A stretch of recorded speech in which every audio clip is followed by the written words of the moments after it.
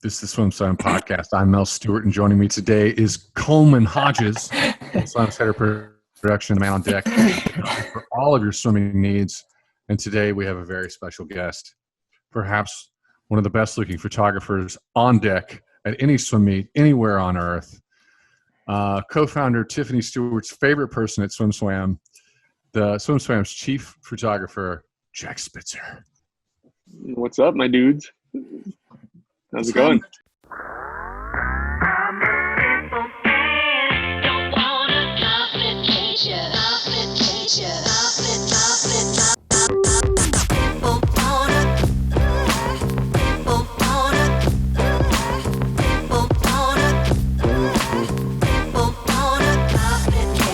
We want to get into, we did this with Coleman, and we wanted to get into with you because it's so interesting.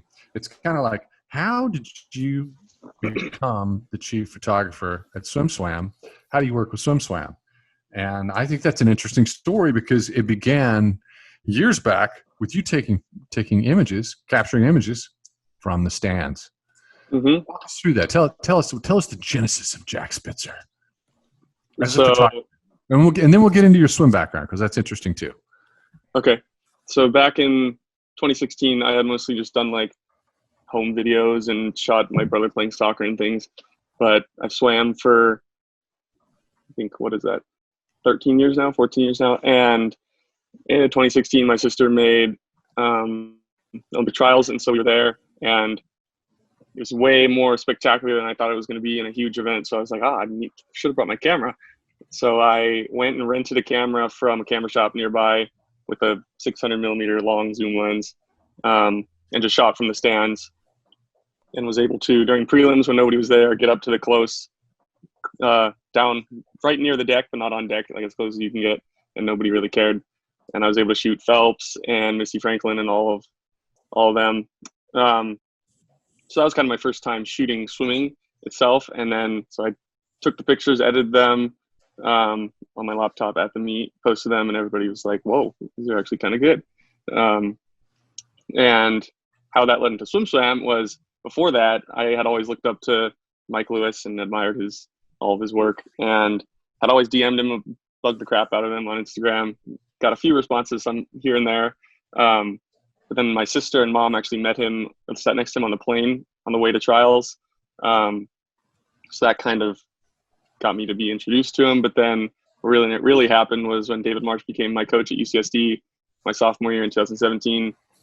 He connected us, and then I started working with Mike beside him, and then kind of just assisting him on various shoots, which was awesome, and I learned a lot. And then he kind of convinced, I don't even know if he had to talk to you guys about it, but he had me shoot juniors in 2018 because he didn't, I don't think you guys have a budget for it. So that was a huge opportunity for me. I guess you guys must have liked the shots. And after that, I then shot NCAAs for you guys last year, and here we are all the way in 2020. So Mike, basically Braden came to me and said, you know what, we are not getting, because SwimSwam is about swimmers who are age groupers and juniors, and we start tracking people's success long before they ever get to the elite stage. And he's like, we need that covered. And so we talked with Mike, and Mike's like, well, look, we have somebody. And he goes, I'm going to start working with him, and super talented. And he was like, I don't think you're ever going to meet somebody who works as hard. And that was really, that's where it started, because we trusted him so much. And we need to say this, Mike, we still run Mike Lewis images. Mike has graduated to USA Swimming. I know USA Swimming leadership saw his work. They liked what he did, and they brought him on. And also Mike wanted to be embedded more with USA Swimming. So it's something I think he's always wanted to evolve to. So we are the beneficiary of Mike's success at that level. And now we are with Jack. We have Jack Spitser. But Jack's got a great eye. Jack understands swimming. Swimming, your blood is chlorinated. And tell us the genesis of your swimming background. When did you start? And kind of give us an idea of how it all began. When I was, I think, 7, we were on the way back from a vacation in Vegas, maybe it was. And my sister had practice, and we were dropping her off on the way back. And they were like, "What? It's hot. Why don't you just go jump in?" And I think I like yelled at my parents. I was like, "I don't want to swim. Swimming sucks." And went to practice, loved it. And then my sister and I stayed on the same club team ever since. Really small team, Bluefins in Rancho Bernardo here, where Tiffany's from. Long, lots of distance swimming, kind of old-fashioned 10 500s, three times a week kind of thing. And that was really all I knew. And so then that led me to being able to swim at UCSD under 3 different head coaches, I think, all of which I love, and had a great time, improved a bunch. And now I'm still trying to keep swimming. We have one of my teammates' club teams is practicing, so I've been practicing a few times with them, not really knowing where that's going to lead. I was hoping to try to make trials, but if that happens, so I'll go for it, but we'll see. Cool. I just want to say Jack is on the track to make Olympic trials, but that's not why Tiffany is his favorite. I just see you pouting over there because I think you've been pouting ever since I said Jack. When you said that, I was like, damn. And I just want you to know, Tiffany loves Coleman, but Coleman's not from Rancho Bernardo, and Tiffany is. My wife, connection. She's co-founder. She's from Rancho Bernardo. They're from the same. You guys are like, it's not just like San Diego. It's like you guys are from the same tiny little neighborhood. Like, didn't you grow up on like the same street or something? Yeah, Aguamiel Road in Rancho Bernardo. I think she was on Pomerado, which is the one that adjacent to it, but like same exact spot when we figured that out. Yeah, I think that was at ISL or something. It was crazy. Yeah. I just want you to know this. I went and we did the whole tour through her childhood, and as we were driving through this place, I was like, you basically lived in a fairyland. You've never suffered. It's so nice. You've been to RV, Mel? Yes, I have. Wow. Yes, welcome. I'm glad you liked it. So just old people. So people listening in, so we're not getting too far off the reservations. This is what we're going to be covering. A little bit about your swim, the fact that you're striving for Olympic trials, that you're connected to the sport, but also want to get into your process and what you've done. You also recently have a cover on SwimSwam. And I wanted to get into that, but we do have to say this. We have to give you a little background and color, and everybody can give their own version of events. But my time traveling with Jack and Coleman is this: U.S. Nationals at Stanford. And Coleman, I think Coleman booked our stay at the Airbnb, and we always have a house. We showed up at our Airbnb. We had a house once. Yeah. We showed up at Airbnb, and I'm expecting a house. We have 1 bedroom and 3 beds. So I'm stuck in a room for a week with these 2 guys for a week. 3 beds is generous. To say we had 3 beds was like. There were 2 beds, and it was a mat. And I slept on the floor with a mat because I know you guys are doing the heavy lift. You're doing the work. What I quickly discovered was that the floor was the best bed. Uh-huh. And then Jack eventually got the floor. This is my version. Jack eventually got the floor. And then I think he was working so hard he got sick, and he started snoring because his nasal capacity was all stuffed up. And I was like yelling at the top. I'm like, Jack, turn over. Jack, turn over. And I literally had to like push him over so he would stop snoring. That's what it's like rooming with Jack Spitser. Yep. Is that accurate, Coleman? Want to be journalistically accurate. Is that accurate?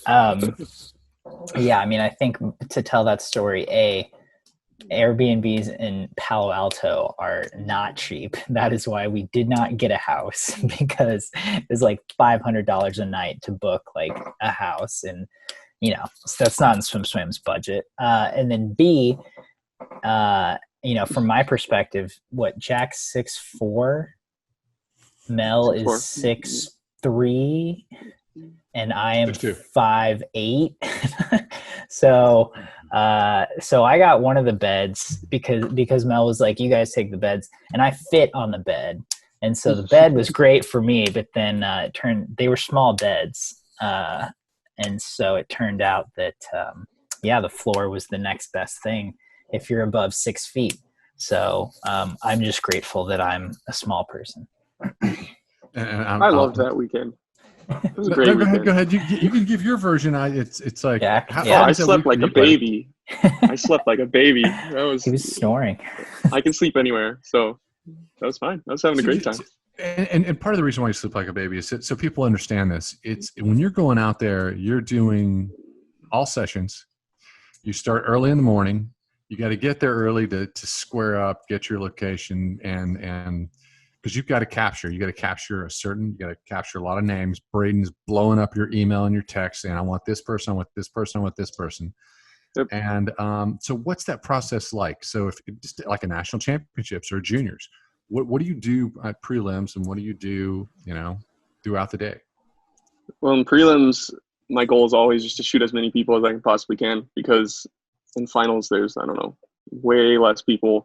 So prelims is the time to shoot anybody and everybody. So I'll usually, the last few meets we kind of had some trouble with getting up close to by the blocks, but I'll usually start on one end of the pool by the blocks, shoot a start or two, and then kind of just sprint down the side, lay down as quickly as I can under the blocks, get the head-on shot, and then basically just do that again. Then run back to the start, maybe get some shots from the side, and just kind of try to get as many shots of people as I possibly can. And that's usually, at least in Palo Alto, it was probably like 90 degrees, direct sunlight, and that was probably like 3 or 4 hours. And then right after prelims, I'll go to the media area, get my computer, and edit as many as I can to be put up on a vault or for articles on SwimSwam, and then maybe rest for an hour or two before finals. And then you've got to load it and put their names in and add all the information, because if you don't, Braden will lose his mind. Yeah, that's the hardest part, is logging every single shot. So putting the name in and then the description, that takes the majority of the time. And I have to also then search through my heat sheet to figure out who's who, but that's what makes the process run smooth. And that's why I like shooting like the big names, because I know who they are. But when I'm shooting smaller people, I like it because then usually, at least in my experience in shooting juniors, a lot of the people I shot there are now the big name swimmers. So we have a plethora of shots for them, which is good to have. The most important media asset, I think, at SwimSwam really is capturing young swimmers on the run up to, really being elites. Yep. That's your morning. That's half your day. Yeah, hold on. Let me interject for 60 seconds. One quick note about that. You shot, your first meet with us was 2018 juniors. We use those pictures to this day because so many of those swimmers, Claire Curzan, Charlotte Hook, Jake McGahee, Josh Matheny, I'm just off the top, but there are so many up and coming juniors that are now, starting their freshman year. They're the top 20 in our recruit ranks every time. That's the only time anyone from SwimSwam has ever shot them, was at that meet. So that's how much, to put an emphasis on what Mel said, what you do, that's how much we use those pictures. It's a big asset.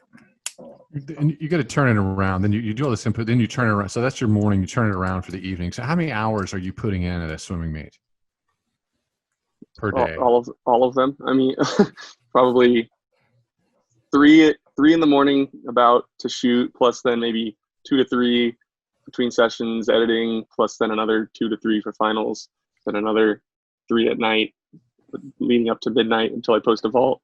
So probably somewhere around 10 to 12. Yeah, with half of that being in the sun. Yeah, it's hard. So, my message to most people is when we talk to Coleman, I mean, when I explain Coleman's situation, it's the same thing as your situation. It's you're working, but you're also an artist. You're capturing something that's got to be turned into some level of art, and that's blue collar, hard work, physically demanding. And it's not easy. And part of making it SwimSwam is your ability. It's like you can do it. Certainly, you have to have a capacity and discipline to work. And so, I think it's admirable. Thank you. I love it. I mean, the only thing better than actually swimming is capturing swimming, and I get to go to all these meets and do what I love, so it's worth it. It makes time go by fast. So It's not. I don't think of it as work. Coleman, you're leaning in. I don't know if you have a question. No. Do you have a memory or a favorite time, the first time, an elite approached you and was like, hey, I really like your picture. Can I post this on my Instagram? Or, something like that, to where you had been photographing, you had been working, and you're kind of like, whoa, this person likes what I'm doing. I think the first time that happened was at NCAA's 2019. So last year, between sessions, Ryan Murphy had been swimming in the warm down pool. He was there cheering on Cal, and I kind of just went up to the side of the pool and started taking pictures. It was pretty creepy, honestly. I should have talked to him first, but so I started taking pictures, and he noticed me and was like, "Oh, hey, you want me to do anything?" So I kind of directed him for a few things, but so I got those shots, and he was the first high level athlete I shot, where they knew who I was. And then that he posted a picture of one of those, and he posted it, I think, the next day, and that was the first time a big name had posted something. So that was awesome. And then we became friends after that. So that was kind of the start of me meeting all of them, the Olympic people. And if you're listening to this right now and you want to find Jack's work, you can always go to SwimSwam, but you can also follow him directly at Jack Spitser, at Jack Spitser on Instagram. You got to do it, because he's blowing up Instagram right now. I mean, if you see elites post, cool swim pictures of themselves, whether it be Olympians or NCAA athletes, I feel like right now half of them are from Jack Spitser. Yeah. I mean, it's out there. I see you everywhere. I see you working everywhere. I know you do. You're with us in terms of our photography and how you work in an editorial capacity for a news organization. We do a licensing agreement, so Jack owns his work. So if you come to us and be like, I love this image, I want this image, I'm going to be like, that's great, talk to Jack, because it's we respect an artist's work and we want them to have ownership in it, and Jack epitomizes that. No comment, Jack? You're just like, yeah, okay.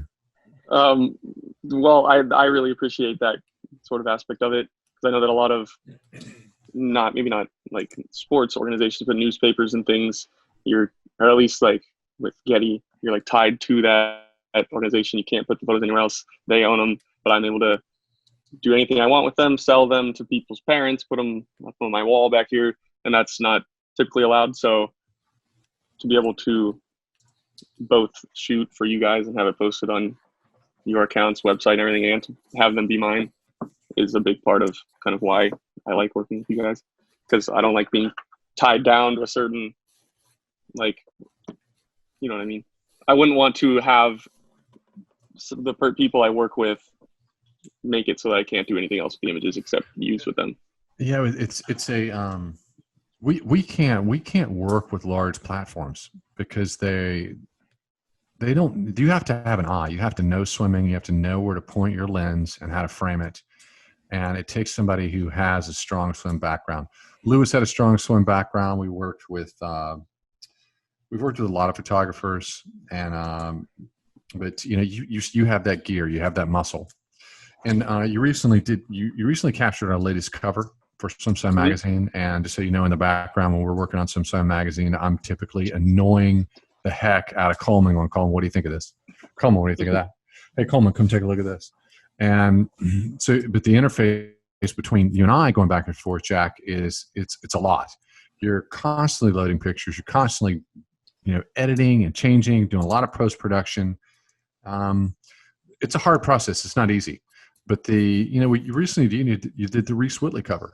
It's a big cover, a big cover in the aftermath of the murder of George Floyd. And really, there's no nod to what happened this summer, although we do acknowledge it. But it's he's on that cover because he's a leader at Cal, and but it's a great photograph. What's your process behind finding images like that and presenting athletes to the swimming community in a certain way? Well, the process with the magazine, I'll be honest with you, Mel, it's a lot, but it's a lot of work. But I think that it's kind of half of the reason that the work that I do it looks how it is, because you constantly have taught me to not just take an image, edit it, and be done, but to then look at it 6 different ways. And for the last like 6 or 5 or 6 magazines, we've been using a lot of the same images because I haven't shot that many meets. And so that's forced me to kind of go take one image that we've used, manipulate it, and make it look like a completely new image, which has pushed my creativity a long way. So that's helped me kind of learn how to just continue to push myself. And this one in particular, we knew that it was either going to be Reese or Shane Casas. So I think I have maybe 60 good images of Reese. And so I kind of just go through every single one, rotate them, make the colors all different, whatever, find what looks cool. And then I'll send them over to you and you'll tell me which ones are cool or not. And so I got some good ones of each of them. And the Reese one, I think, just stood out because it shows his entire body and just how massive and strong he is, and kind of embodies just how dominant he is in the pool, but then also he got a little smile on his face and shows that he's also one of the nicest people in the swimming world and a good friend of mine. So I was really happy with it. You have it behind you, don't you? It is right here. So go ahead and subscribe and buy it if you haven't yet. What is it? SwimSwam.com/mag? Is that it? /magazine. I appreciate that. The part of the reason why I like the magazine, part of the reason I like working, is because you have to stop. You can't move super fast. You have to really think about your branding. You think about what you're looking, what you look like and how you're presented to the entire marketplace. We can't. At SwimSwam.com, we're moving so fast that doesn't always work out. Magazine gives you a chance to stop and do that. The personally, the reason why I value it so much is I feel like we're writing the history. We're presenting the history of someone's career, and you want to memorialize them in a certain way. And I know that in your mind, when you're spending so much time, you've invested so much in the sport, you want what's in your head to match what's out there in the real world. And it takes somebody like a Jack Spitser, it takes the taste of someone like a Coleman Hodges to really achieve that. And we do spend a lot of time thinking about it and scrutinizing it. But the goal is to be larger than life. Always. That's what you always tell me, is to make people really stop and look at it and make them feel an emotion, which is what I always try to do with my work. Is I really love making things super close up with people's faces, so you can really see, so it tells a story and you can really see what's going on in their life at that exact moment. And if it makes you stop and say like, wow, and kind of connect with the image or the person in it, then I think that I've done a pretty good job. It's either that or just making really cool art that people have never really done in swimming. Like you had said, most editorial photographers, when they shoot swimming, they just shoot it with a tripod straight on, but I always try to shoot either super low, super high, just from different angles that people don't usually think about doing in swimming. Because like a lot of photographers are artists and they make art with their pictures, but that's not really known in sports photography, I guess. So that's kind of what I'm trying to do with swimming. You also do interesting things outside of the sport. And I mean, you were capturing a lot of the protests this past summer. You also went and captured the fires in California. It kind of makes me wonder, you're going to go do that again? It's about, what is it, 1:30? About an hour and a half ago, I just got back. I drove up to Alpine, which is a town here in East County, San Diego, where fire's currently burning and has for the last 6 days.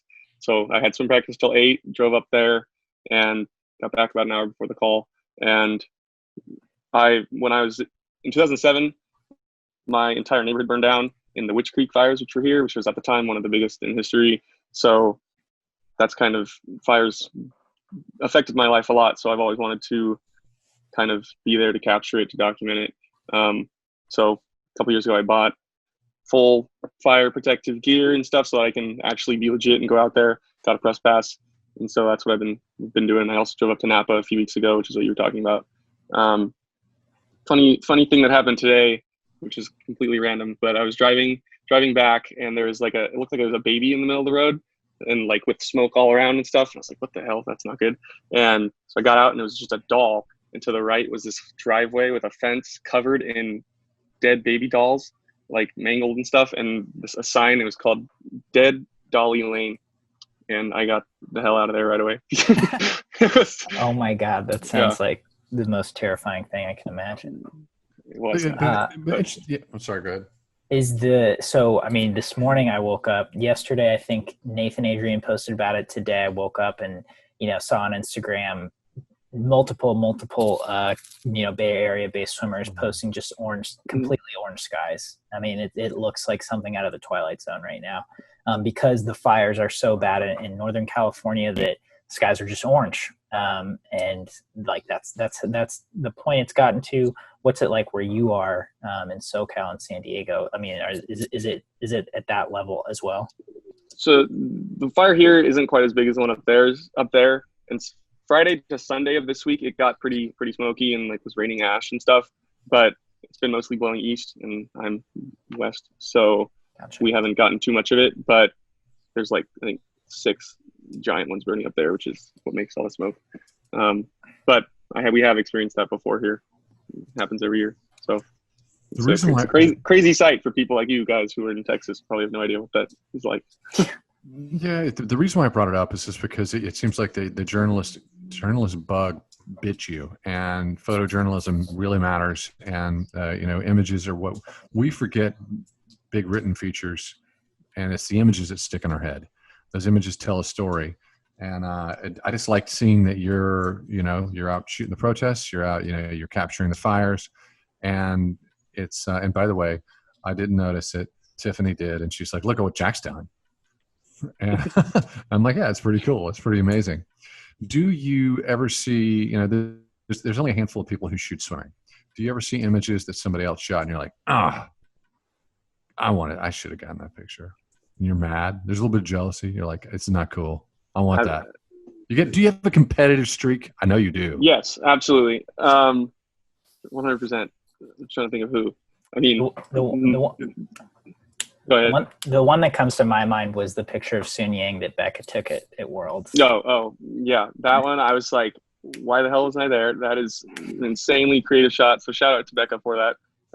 Say your full name. Say your full name. Becca Wyatt. Becca, and she worked. She was I think like the head of commercial and photography for Finis, and she's doing a lot of cool work now. So she's not there anymore, but she's still doing cool stuff. Yeah, that was a big one. I mean, things that Mike shoots all the time. Like he's the best in the business. So he also taught me what I know. So he's helped me push my creativity a lot. Mine, I don't know how to pronounce her last name, but she's the photographer for the ISL and Energy Standard. I think has very similar eye to me. She likes a lot of things with blue tints, super close up, high contrast. So I love looking at her work. But yeah, seeing all them is both admiring, but also like, damn, why didn't I do that? So, but that's not just with swimming. With I follow a lot of photographers, and seeing cool shots inspires me to then go out and kind of recreate them and make them similar / better ones. So that's kind of a good point. I caught up with you just a little bit a couple weeks ago maybe, and you told me you have your hands in about 5 different pies right now, including photography outside of the pool. Give me a rundown of just what you are doing right now. You're a recent college graduate.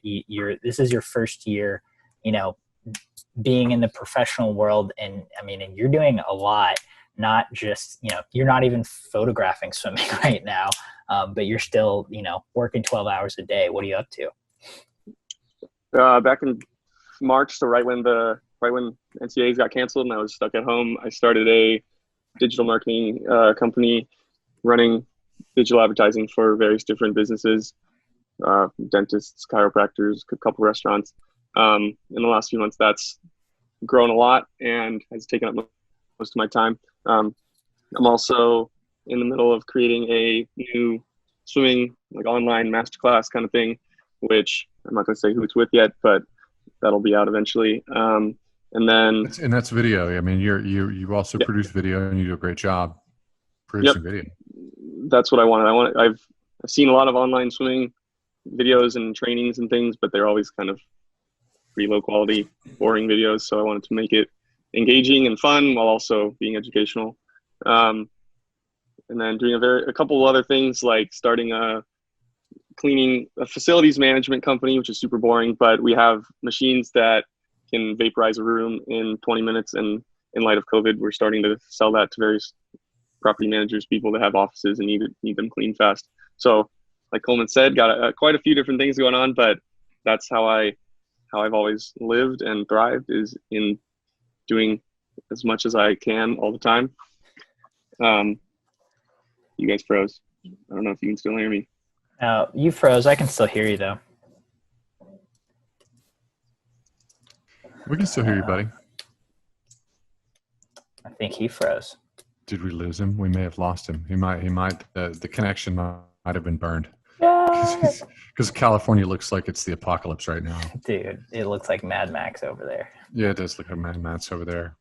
The whole point of bringing Jack on was to really talk about the process and really get into his head a little bit, and also to call him out for snoring during U.S. national championships. Because if you've ever roomed with somebody at a swimming meet and they're snoring, you fully understand the bitterness that lingers for months and months later, because you're trying to catch up on sleep. Oh, we lost him. Oh no. So what do you want to do? He might come back in a minute.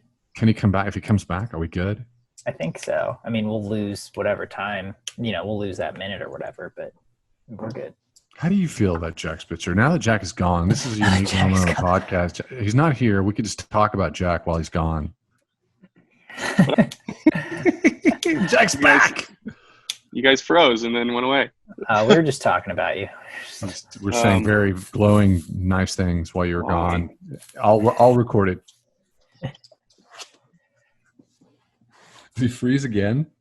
Oh no, buddy. This is perfect. We can just talk about Jack. I will. He's there. I will say this. So we're down to basically 5 minutes, and it's are there things in terms of capturing swimmers with photography that you don't have to give away all your tricks and the things that you do, but is there something that you haven't captured that you want to capture?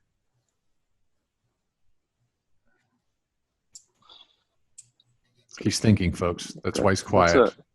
I haven't captured yet. I don't know if there's anything in particular. Oh, well, yes. So I was supposed to be in Tokyo this year shooting for SwimSwam. And I also have never shot trials officially. So I'm really hoping that those happen next year. Never been out of the country. So I'm super, super stoked for that to happen next year. But in terms of like specific things, I don't really have anything specific I want to capture, but every time I shoot, I always try to do one thing that I haven't seen before. And that's kind of my goal, to kind of keep pushing and not get stuck in a rut. Is there an athlete that you like capturing more than anybody else? You're like, I can always, every single time they show up, I end up with, you come back with great imagery.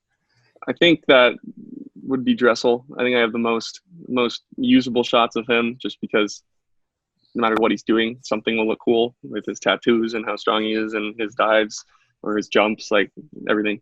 It's probably Dressel. The one shot you don't have a Dressel that I don't think that you have is him doing the hop at the top of the Nope. hop. You don't have the Dressel top of the hop shot. Top of the hop. For people who don't know this and who are fans or part of the swimming family, but it's when you're at a meet, every time he comes up and he's racing, he does this jump where he pops up and it looks like he's flying. And it's just a unique thing that he does. It's like the Phelps slapping his arms. Right. Dressel does the hop.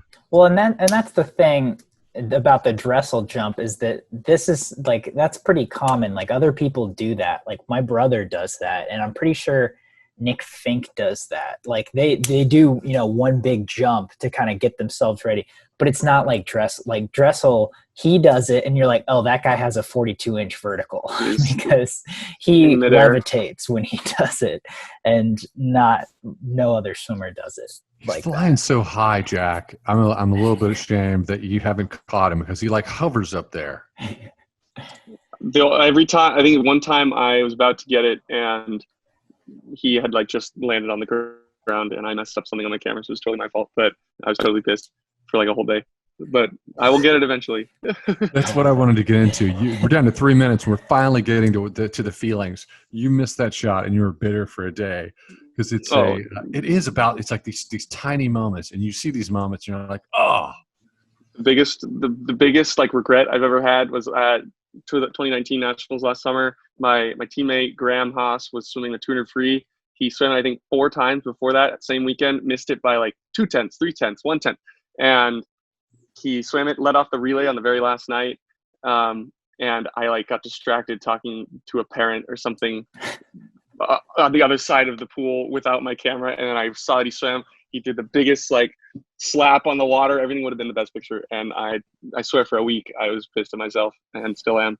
So missing big moments is a big no for me. So I know that you're rapid firing. You're like, so when you do that, have you ever done that? And how often do you come away and go, I had no idea I captured that. That's gold. That's amazing. Oh, all the time. Because sometimes I'm looking in the thing, but I'm not actually paying attention. And I just know like, oh, need to get this, then move to the other side, get this. And sometimes I'll go back, look at all the photos later and have something golden that I didn't expect. If you're a photographer, glass is everything. The lens is everything. So do you rent lenses, or are you invested in all your lenses? You know, what do you do? You're down to a minute. Go for it, buddy. I've got one long lens, but I honestly hate it. It doesn't have a high enough aperture, which you can look on Google what that means. So I use a 70 to 200 millimeter lens, which is pretty short. And so typically when I'm shooting, I'm not cropped at all. So if you took my pictures out of my camera, they'd look like crap. So I just use the high megapixel count on my camera to be able to crop them a lot. And that's how I get around having a 600 millimeter lens. At Jack Spitser on Instagram, at Jack Spitser. Follow him there. See his images when you come to SwimSwam. Jack, you're a good man. We'll have to bring you back when you get another big cover. Sounds good, Mel.